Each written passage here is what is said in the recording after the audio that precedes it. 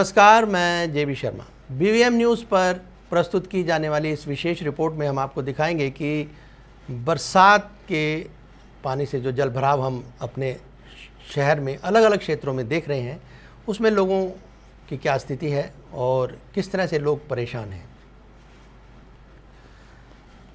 एक बात तो सच है कि गर्मी, जब भीषण गर्मी पड़ती है तो धरती पर रहने वाला बाशिंदा जो है वो चिल्ला उठता है कि बरसात हो, बरसात आए, तौबा गर्मी। तो ये बरसात भी हो जाती है, क्योंकि एक अदृश्य शक्ति से जब इंसान मांग करता है ना कि मैं, हे प्रभु, हे परमात्मा, हे कुदरत, अब तो रहम कर और ये बरसात दे, ये दे मुझे, वो दे, ये सब बातें कुदरत, तो एक वो जो अदृश्य शक्ति है, कुदरत है, वो पूरा कर देती है। अब सवाल तो ये है कि क्या इंसान के आंचल में ये सब कुछ समा सकता है? मांग तो बड़ी उचित है, गर्मी पड़ी तो हाय तौबा करनी शुरू कर दी, बरसात हुई तो हालत जलभराव के कारण परेशान है। तो कुदरत से की गई मांग या अदृश्य शक्ति, जिसे परमात्मा, भगवान, जो कुछ भी आप कहते हैं, हम कहते हैं, उससे मांग लेना आसान है। वो जब देता है तो क्या हमारे आंचल में वो सब समा जाता है? नहीं, ऐसा नहीं होता। वो तो जब देता है, कहते हैं, कहावत बनी हुई है कि छप्पर फाड़ के देता है। तो अब मानसून में हम देख रहे हैं कि बरसात का जो पानी है वो खूब बरसात हो रही है और जगह जगह जो पानी है जलभराव हो जाता है। उसके साथ सीवेज वगैरह की स्थिति, हमारी जो पानी की निकासी है सड़कों में या गलियों में या कूचों में, ये ठीक नहीं है। क्यों ठीक नहीं है, इसके तो जो विशेषज्ञ लोग हैं, जो सिविल इंजीनियरिंग वगैरह जानते हैं, यही बताएंगे। लेकिन इस विशेष रिपोर्ट में हम आपको यही दिखाने जा रहे हैं कि उन लोगों के, उन विशेषज्ञ जो हैं, उनकी उनका क्या मानना है, क्या कहना है। जो हमारे जो विशेष संवाददाता विनीत त्रिपाठी ने आज ये रिपोर्ट तैयार की है, उन्होंने बात करी है उन लोगों से जो इस पहलू को बहुत बखूबी जो है समझते हैं। वे गंदे पानी की जो निकासी है या बरसात के पानी की जो निकासी है, किस तरह से होनी चाहिए और कहाँ कहाँ होनी चाहिए, किस तरह से हो सकती है और क्यों नहीं हुई, वगैरह वगैरह। ये सब बातें विनीत त्रिपाठी ने अपनी रिपोर्ट में ये सब तैयार की है। बहरहाल हम आप बात कर रहे थे कि जब हम बात करते हैं महाजाम की, गुड़गांव में हाल में आपने देखा कि इसी बरसात के पानी की निकासी जो है, उचित निकासी ना होने के कारण 20 से 21 घंटे तक सड़कों पर जाम लगा और जिसे संज्ञा दी गई महाजाम की। इसी प्रकार अगर हम बात करें, अगर दिल्ली की जो जाम के कारण बिगड़ती सूरत है, उस पर भी चर्चा की जा सकती है। राजधानी क्षेत्र से जुड़े गाज़ियाबाद, नोएडा और फरीदाबाद की अगर हम बात करते हैं तो उस पर भी चर्चा हो सकती है। बहरहाल क्योंकि हमारा सरोकार जो है वो फरीदाबाद से ही है, तो हम फरीदाबाद की बात करना चाहेंगे कि किस प्रकार हाल ही में जितनी भी बरसात हुई है और उस बरसात से कैसे फरीदाबाद का जो विभिन्न इलाके हैं जो अलग अलग हैं वो किस तरह से बदहाल हो गए, किस तरह से लोगों को सीवेज के गंदे पानी और बरसात के जो गंदा पानी इकट्ठा हुआ और वो घुटनों से भी ऊंचे, बहुत सारे इलाके ऐसे हैं कि जहां घुटनों से भी ऊंचे तक ये पानी इकट्ठा हुआ और लोगों को आने जाने में बड़ी दिक्कत हुई और उन्होंने किस तरह से प्रशासन की तारीफ़ की। दूसरे शब्दों में आप समझ सकते हैं कि क्यों तारीफ़ करेंगे वो।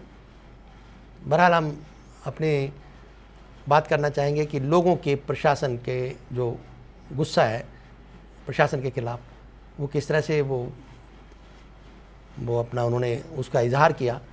ये सब बातें हमारी इस रिपोर्ट में आप देखेंगे।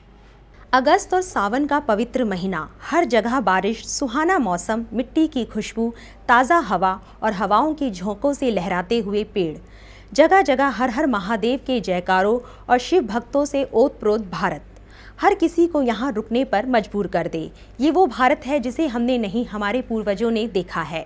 आइए आपको आज के भारत से रूबरू कराते हैं। टूटी हुई सड़कें, बाढ़ से प्रभावित लोग, गंदगी और नालियों के साथ गाड़ियों और जाम, ये है आज का भारत। हर तरफ शोर और हाहाकार, ना दिन को चैन है ना रातों को सुकून। भागदौड़ भरी जिंदगी और पैसे कमाने की होड़, एक दूसरे से आगे निकलने की होड़, हर पल आगे रहने की होड़। ना किसी को खुद के लिए समय है ना कुदरत के लिए।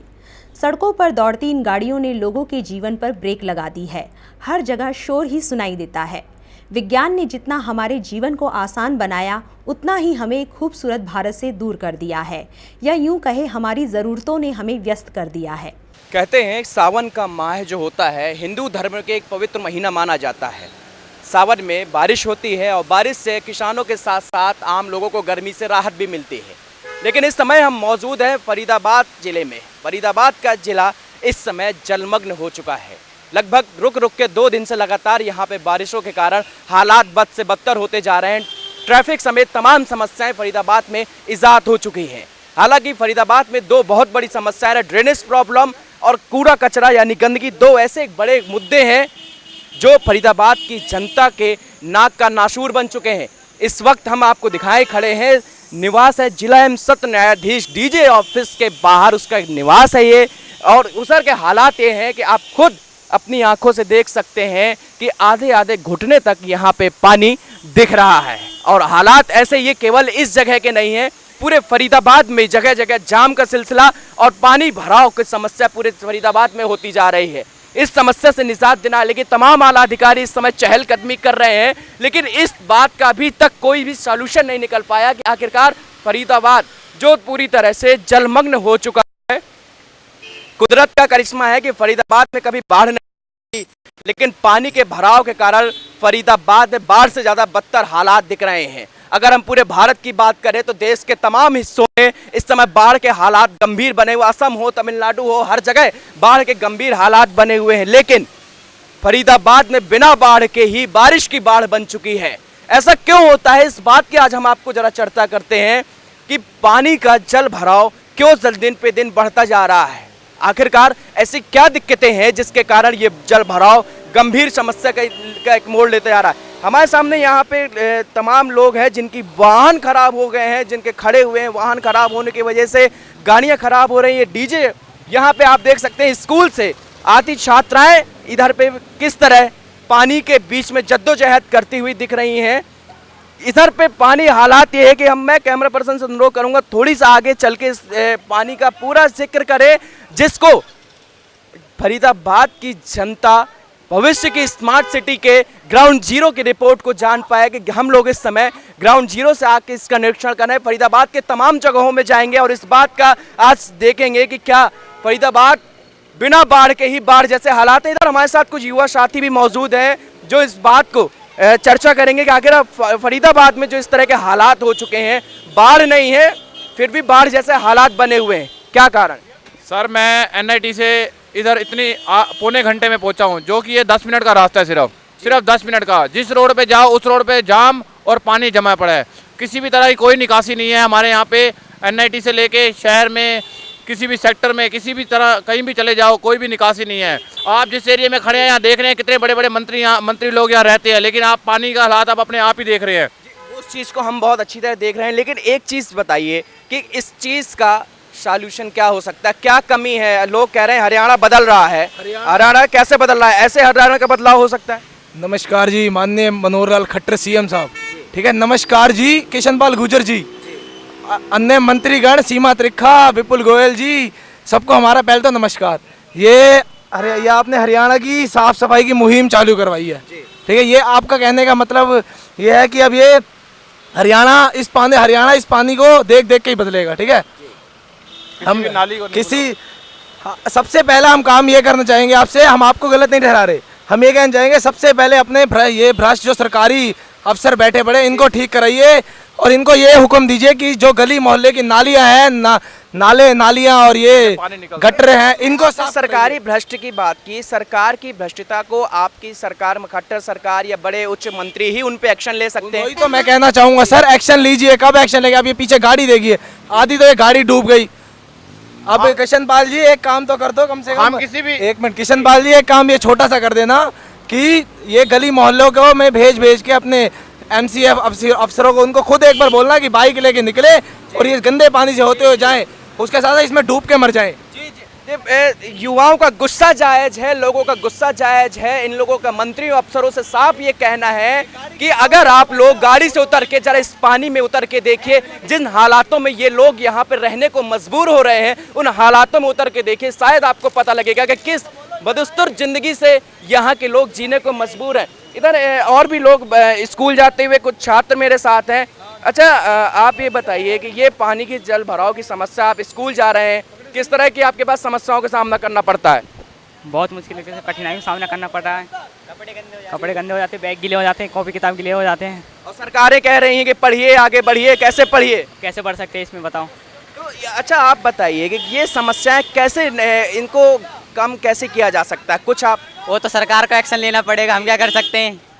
सरकारें एक्शन नहीं ले रही हैं? नहीं ले रही। जी, अच्छा ये बात देखिए, छोटे छोटे बच्चे हैं जो आज स्कूल जा रहे हैं, इन लोगों का भी साफ तौर से ये कहना है कि सरकारें जब तक एक्शन नहीं लेंगी तब तक ये काम मुमकिन नहीं हो सकता। अच्छा भाई साहब आप बताइए, आप इधर की ओर आए हैं, ये एक 16 सेक्टर का 16 सेक्टर का इलाका। अच्छा इधर भाई साहब ये इस तरह के हालात हैं, ये सेक्टर है जहाँ पे आप देख सकते हैं जिला एवं सत्र न्यायाधीश का बंगला है, जिला उपायुक्त का बंगला है, उसके घर के बाहर ये हालात है कि यहाँ पे बिना बाढ़ के बाढ़ बनी हुई है।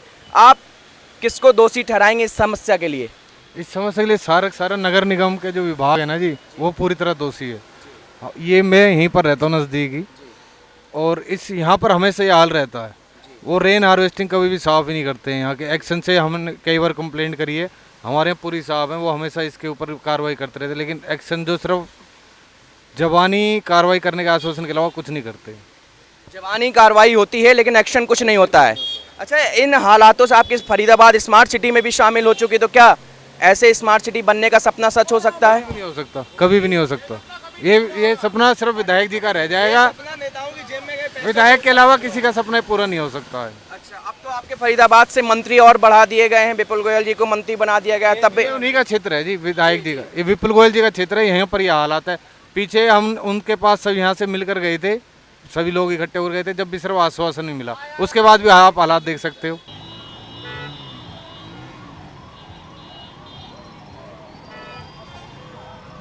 इस वक्त हम खड़े हैं नीलम पुल इलाके पे। यहाँ पे आप देख रहे हैं कि जाम का जो सिलसिला लगातार अभी जारी है। लगभग 2 घंटे से यहाँ पे वाहन रेंग के चले। हालांकि ये पीक आवर है, इस समय लोग अपने घरों से निकलते हैं ऑफिस के लिए, और ये नीलम पुल फरीदाबाद का वो इलाका है जहाँ पे लोग शहर की तरफ एंट्री करते हैं। यहाँ से दिल्ली NCR की तरफ जाने के लिए NH2 जो ये हाईवे आप देख रहे हैं, दिल्ली मथुरा हाईवे भी यहीं से गुजरता है। यहाँ पे ही अभी एशियन हॉस्पिटल की एक एम्बुलेंस तकरीबन आधे घंटे से फंसी, जिसके अंदर हार्ट का अटैक का एक पेशेंट उसके अंदर था, जिसकी जान बहुत कीमती है। लेकिन हमारे यहाँ जो ये बारिश हो रही है, बारिश के कारण ये बारिश कहीं ना कहीं अब फरीदाबाद वासियों के लिए एक दुखद समाचार लेके आ चुकी, क्योंकि यहाँ पे पिछले 2 दिनों से देखा जा रहा है लगातार बारिश जो हो रही है, थमने का नाम नहीं रहा। बारिश के कारण रोडों में जाम लगता दिख रहा है, आपको देख सकते हैं हमारे कैमरा पर्सन जो ये तस्वीरें आपको सीधे दिखा रहे हैं। ये नीलम पुल से लगा के पूरा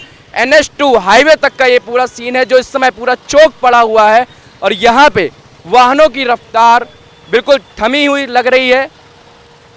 ये दृश्य कुछ दिन पहले आपने गुड़गांव के भी देखे, जहां होंडा चौक पे लोग 17 घंटे तक उसी चौक पे फंसे रहे। अब ये नीलम पुल इलाके का जो सीन देख रहे हैं आप, यहाँ पे किस तरह जाम का जो सिलसिला आप देखते जा रहे हैं।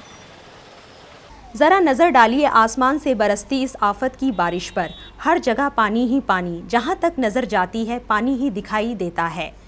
इसे भगवान का वरदान कहे कि अभिशाप, जो लोगों के लिए कहर बनकर बरसी है। इमारतों और सड़कों और ना जाने कितने लोगों की जानों को अपने अंदर समा लिया है। लोगों के पास ना रहने के लिए छत है, ना खाने के लिए 2 वक्त की रोटी। अगर कुछ है तो एक सवाल कि अब क्या होगा। ये आज बहुत बड़ा प्रश्न बनकर खड़ा हो गया है। आधा हिंदुस्तान इस वक्त बाढ़ की चपेट में है। पानी अपने साथ लोगों के लिए जीवन भर से शुरू करने की उम्मीद भी बहा कर ले जा रहा है, और बदले में सिर्फ आंसू, दुख और यातनाएं हैं। ये बाढ़ संकट कितने लोगों के जीवन को लील कर गया है, और कितनों को बेघर कर गया है, और कितने मासूमों को अनाथ कर गया। ये मार्मिक तस्वीरें आपके सामने सच को बयां कर रही है। हर तरफ दुख और मातम के शोर सुनाई देते हैं। अब सवाल है कि कुछ वक्त पहले जो बारिश लोगों को खुशी देती थी, जीवन देती थी, टकटके लगाए जो बारिश की राह देखते थे, अच्छी खेती की कामना करते थे, बारिश के लिए हवन और पूजा पाठ करते थे, फिर वही बारिश आज के दिनों में लोगों के लिए आफत क्यों बनी हुई है? कौन इसके लिए जिम्मेदार है, प्रशासन या हम खुद? लेकिन दोस्तों इस रिपोर्ट को दिखाने से पहले मैं आपको एक और बात भी बता दूं कि टाइम्स ऑफ इंडिया में सन 2014 में एक सर्वे किया गया था, जिसमें ये टाइम्स ऑफ इंडिया ने क्लियर किया था, एक स्पष्ट एक लेख लिखा था जिसमें बताया गया है कि सड़कों पर गहरे गड्ढे और अलग अलग अवरोध जो बनाए जाते हैं जिनकी कोई ज़रूरत नहीं होती और लोग मनमाने ढंग से बना देते हैं। और यहाँ तक की बात है कि जो स्पीड ब्रेकर हम बनाते हैं वो स्पेसिफिकेशन के साथ नहीं बनते, और उस अटपटे जो बनाए जाते हैं स्पीड ब्रेकर या अवरोध या दूसरे गहरे गड्ढों के कारण तकरीबन जो आप मानेंगे कि 11,400, उन्होंने फिगर दिया है कि 11,400 लोगों की मौत हुई। ये टाइम्स ऑफ इंडिया की रिपोर्ट है। फरीदाबाद में रोडों में गड्ढे हैं, बारिश का सीज़न चल रहा है, पूरा फरीदाबाद जलमग्न है। जैसा कि आपने अभी हमारी स्टोरी में, हमारी कवरेज में देखा कि किस तरह से पूरे फरीदाबाद जलमग्न हुआ पड़ा है। आखिरकार इसके क्या कारण है, क्या सलूशन, इसके टेक्निकल पॉइंट क्या हैं? आज हम सरकारों पे, शासन पे, प्रशासन पे, सब पे दोषारोपण कर सकते हैं, लेकिन हकीकत में उस चीज़ की जानकारी उसी व्यक्ति के पास होगी जो उस चीज़ की पढ़ाई कर चुका है। हमारे साथ शाश्वत जी हैं, पेशे से आर्किटेक्चर है इनका, बिल्डिंग बनाना और सड़कों पे भी कैसा निर्माण होना चाहिए, किस आइडियोलॉजी के साथ, किस हम ऐसी टेक्नोलॉजी के साथ काम करें जिससे कि ये समस्या दूर हो की जा सके। आइए इनसे बात करते हैं तमाम। शाश्वत जी, सावन का महीना है, बारिश होती थी। पहले के समय में जब बारिश होती थी तो लोग बड़े खुश होते थे। गाँवों में आज भी लोग बहुत खुश होते हैं जब बारिश का सीज़न आता है, लेकिन फरीदाबाद जाम हुआ पड़ा है, पूरा जलमग्न हुआ पड़ा है। लोग कोसते हैं जब घरों से गाड़ियां निकाल रहे हैं कि आखिरकार ये बारिश कब बला टलेगी। तो ऐसा क्यों हो रहा है? पहला क्वेश्चन। ऐसा क्यों नहीं होना चाहिए? पानी बरस रहा है, क्या उसके निकलने का कोई रास्ता है? क्या स्टॉर्म वाटर ड्रेनेज है पूरे शहर में? मैं पिछले 25 साल से शहर में रहता हूँ और शायद ही मैंने कहीं स्टॉर्म वाटर ड्रेनेज देखा होगा जो काम करने की हालत में है। कुछ जगहों पे अगर है भी तो वो ब्लॉक पड़े हुए हैं, कई सालों से ब्लॉक पड़े हुए हैं। सरकार के पास सड़कें बनवाने का पैसा है, हर साल सड़कें टूटती है, नई सड़कें बनाई जाती हैं, लेकिन उसका एक फ्रैक्शन ऑफ पैसा खर्च करके उन ड्रेनेज को साफ़ करवाया जाए, उसके लिए पैसा नहीं है, वो नहीं किया जा रहा। अभी क्या है कि पूरी स्टॉर्म वाटर ड्रेनेज पूरे शहर में लगाने के बजाय हम लोग ऐसा प्रपोज करते हैं कि डिसेंट्रलाइज स्टॉर्म वाटर ड्रेनेज हो। 100 फीट 200 फीट की स्टॉर्म वाटर आप लाइन डालिए और उसको एक हार्वेस्टिंग पिट से कनेक्ट कीजिए और वो पानी को प्योर करके छान के और ज़मीन के नीचे। अभी क्या, जहाँ जहाँ अभी पहले, सबसे पहले तो पूरे शहर का एक सर्वे मैप बनाने की ज़रूरत है कि कौन कौन सी लोकेशंस ऐसी है जहाँ सबसे पहले पानी सबसे ज़्यादा जमा होता है, और उस लोकेशंस को आइडेंटिफाई करके और वहाँ पे हार्वेस्टिंग पिट बनाया जाए।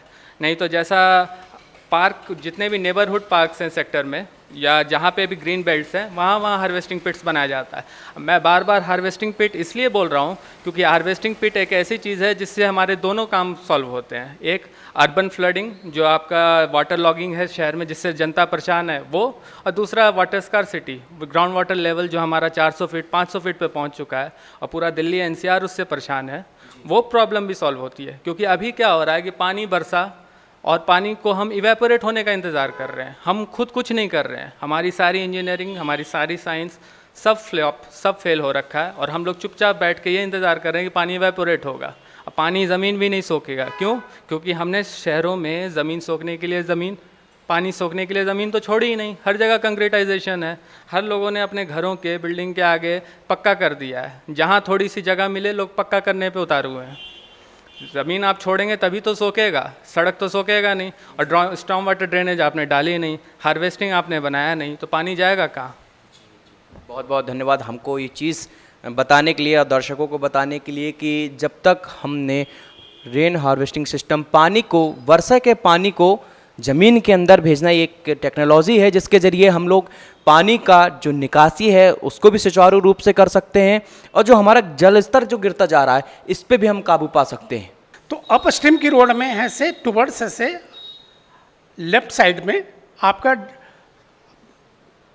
25-30 मीटर पर मेन होल होना चाहिए और वो ऐसे पाइपलाइन से कनेक्टेड होना चाहिए। और उसके बाद ऐसे उस पानी को जैसे वॉल्यूम में कलेक्ट हो जाता है तो उसको साइड में ग्रीन फील्ड में हम ऐसे उसको हार्वेस्टिंग करके उसको हम वहीं पर डिस्चार्ज करते चले जाएं, ताकि वॉल्यूम को कलेक्ट ज़्यादा नहीं करें, ताकि ओवरलोडिंग नहीं हो और फ्लडिंग नहीं हो। उसको रोकने के लिए दोनों स्ट्रीम में, लेफ्ट साइड में भी राइट साइड में, दोनों तरफ होनी चाहिए। सो इससे क्या होगा कि रोड क्या है से इसकी रोड पर जो पानी लॉगिंग होने से परपोरेट करके पानी जा करके रोड को फाड़ रहा है और वो डैमेज कर रहा है। रीज़न क्या हो रहा है डैमेज होने का? रीज़न ये भी है कि जिस समय हम रोड अगर कोलतार के रोड अगर बनाते हैं तो उसकी जो बॉन्डिंग के लिए हम जो कोलतार डालते हैं वो ऐसे इतनी कम क्वांटिटी में हम डालते हैं, जस्ट ऐसा न के बराबर, यानी 100-150 ग्राम, लेकिन 1-1.5 लीटर पर ऐसे स्क्वायर मीटर लगना चाहिए।